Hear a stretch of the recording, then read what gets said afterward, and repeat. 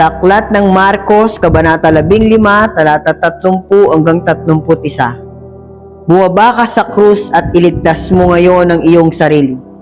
Kinukutya rin siya ng mga punong pari at mga tagapagturo ng kautusan. Sinabi nila sa isa't isa, iniligtas niya ang iba, ngunit hindi mailigtas ang sarili. Hindi daw kayang iligtas ng ating Panginoong Yesus ang kanyang sarili.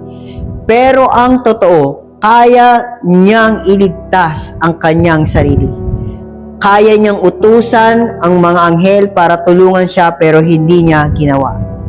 Pero tayong mga tao, hindi natin kayang iligtas ang ating sarili sa apoy ng impyerno, kaya kailangan natin ng tagapagligtas. Hindi iniligtas ng ating Panginoong Yesus ang kanyang sarili sa krus ng Kalbaryo dahil tayo ang gusto niyang iligtas. Kailangan niyang mamatay sa krus ng Kalbaryo bilang handog sa ating mga kasalanan. At sa ikatlong araw ay muling mabuhay para maging ating tagapagligtas. Hindi natin kayang iligtas ang ating sarili kaya tanggapin po natin ang ating Panginoong Yesus bilang ating Panginoon at tagapagligtas.